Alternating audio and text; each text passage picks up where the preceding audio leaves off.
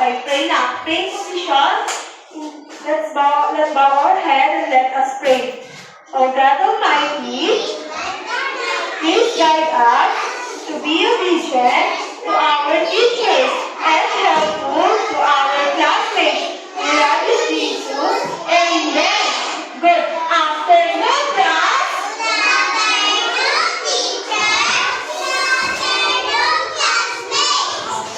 Maaari na po kayo umupo.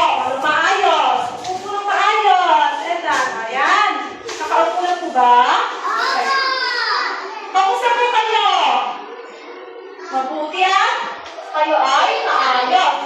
Ngayon po, tayo ay maaari nyo masabihin kung ano ang panahon natin ngayon? Tama, maaral. Ngayon po, meron po na lumipas sa klase ngayong araw, hindi ka? Wala po, tama. Wala. Mabuti at wala lumipas sa klase ngayong hapon. Ngayon, bago tayo magsisya sa ating panibagong aralin, meron tayo alituntunin. Ano yung una? Una, ano to? Makinig lang? Mabuti. Ang pinagawin nila sa makikinig. Sorry. Sorry, ano po ang pinagawin nila sa makikinig? Antenna, tama. Aliyah, ano yung pangalan mo natin alituntunin? Okay. Panatahimik na? Katahigan. Pakita nga pa kung tahimik na. Ayan, tama. Pangatlo, ano dito? Itaas sa pagkakapan?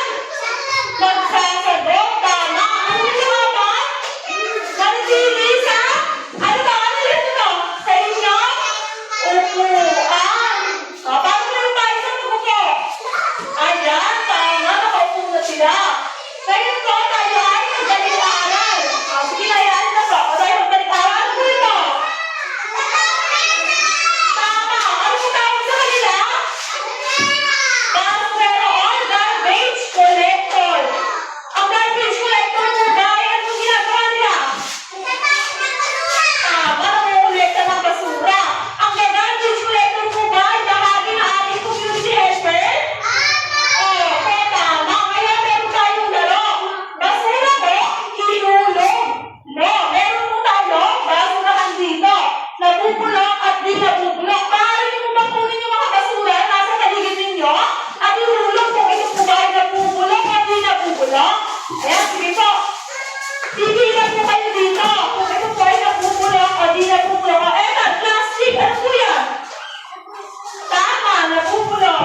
O, di nabubulok. Ang plastic. Ang dahon po. Tita. Nabubulok o di nabubulok? Tama, nabubulok. Plastic natin. Nabubulok o di nabubulok? Hindi po, nabubulok. Ang dahon. Nabubulok, tama. Ang mga chichirya po. Ang mga chichirya. Nabubulok o di nabubulok? Tama, nabubulok. Okay, yan naman sa'yo. Ano yan? Okay, ihulog na po. Kung nabubulok o di nabubulok. Okay, maaari na po kayo. Umupo. Papunang po sa buwan. Ano po yan? Sige, dito po. Plastic. Nabubulok o di nabubulok? Sige na po.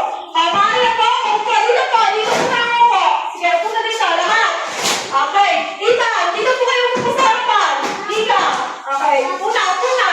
Tita, ano po? Ayan, upo na. Ngayon, meron tayong laro.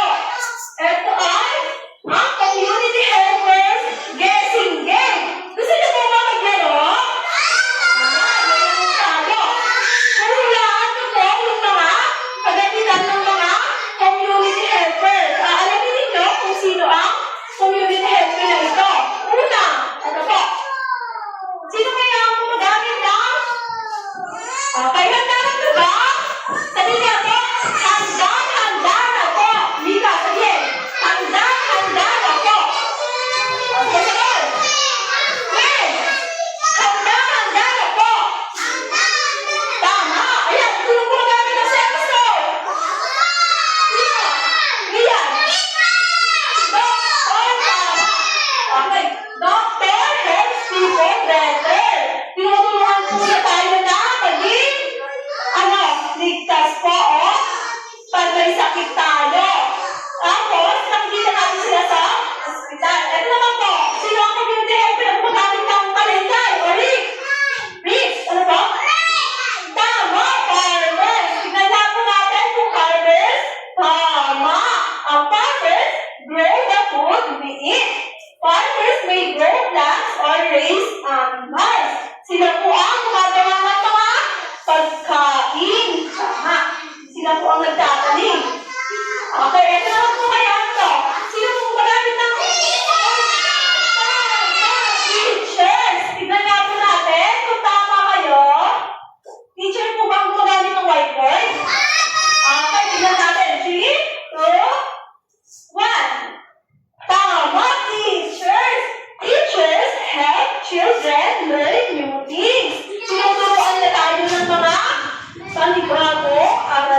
bagong aralin. Dali yan. Ano ba ito? Tama! Tama po kaya sila. Tingnan natin kung tama kayo. Pulis po ba? Gumagamit ng luha? Tama! Police officer. Yung police officer, make sure people follow the rules. They protect and keep people safe. Okay? Okay, police officer help people when they are in trouble. Ano ba ginagawa ng police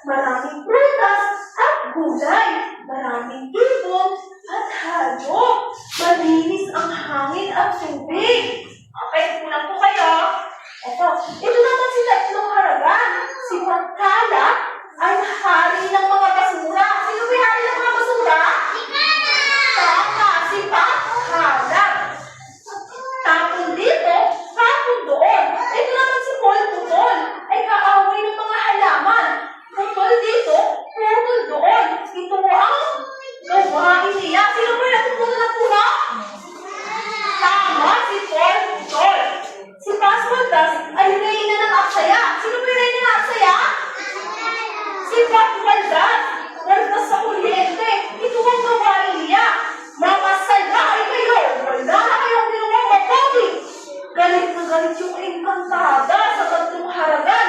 Hinabol siya ng mga tao. Nakarating yung tatlong haragan sa dakuran ni Emang engkantada. Sige, sinain natin. Sige, sinain natin ang togo. Dumating si Emang engkantada. Binawalan niya yung tatlong haragan. Tumawa lang sila nung tumawa. Tumawa sila. Nagalit si Emang engkantada. Sabi niya, dapat kayong parusahan. May dumating na malakas na hangin. Umikot ang malakas na hangin sa tatlong haragan. Nahilo ang tatlong haragan. Napunta si Paul sa isang lugar na puro buhangin. Saan po napunta si Paul? Sa?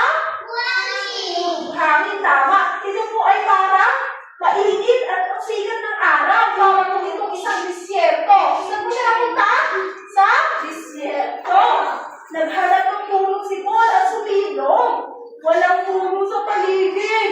Ganito pala pag walang halaman sa lingkod. Nauhaw si Paul at naghanap ng tubig. Walang tubig sa paligid. Ganito pala pag walang puno at tubig. Sabi ni Paul, gusto ko ng puno. Gusto ko ng tubig. Sabi ni Paul. Napunta si Pat sa tambakan ng mga basura. Saan mo siya napunta? Diba? Tama sa tambakan ng basura. Mabaho at matumi ang tambakan ng mga basura. Maraming langaw, ipis at daga. Malalaki ang langaw, ipis at daga. Takot na takot si Pat. Ganito pala ang masyadong marumi. Sabi ni Pat. Ayan. Napunta si Pat sa madilim na syudad. Sino ba napunta sa madilim na syudad? Si Pat. Naghanap si Pat ng walang kuryente, walang gripo, walang tubig. Mamamatay ako sa usok at dilim. Sabi ni, sino? Sino yun? Si Pat. Maawa kayo, sabi ni Pat. Hindi na po ako kayo, sabi ni Pat. Hindi na po ako maninira, sabi ni Paul. At hindi na po ako nakakasaya, sabi ni Pat. Ayan, naawa si Emang engkantada sa tatlong haragan. Kaya, pinarusahan niya ito. Binigyan niya po, pinaglinis niya ang tatlong haragan. Sino naglinis? Sino naglinis? Tama yung tatlong haragan. Nagtanim po sila sa bakuran ni Paul. Nagtanim si Paul sa bakuran. Naglinis naman sa bakuran si Pat. Naghigit ng tubig si Pat. Kaya tumang-tuwa si Emang engkantada at natuto po yung mga tatlong haragan. At siya po nagtatapos ang ating kwento. O, muna po kayo. Okay, bita-bita. Ngayon, meron tanong si teacher. Bibigyan ko ng star yung makakasagot. Okay. Ang unang tanong ni teacher ay, sino-sino ang mga tauhan sa kwento? Sino susugat? Okay. Joseph, sino? Si? Paul? Putol. Tama. Sino pa? Okay. Aliyah. Si? Tama. Si Pat. Walda. Sino pa? Tapos sino pa? Sino? Tama si? Pat. Halap. Okay. Bakit napunta si Paul bukan sa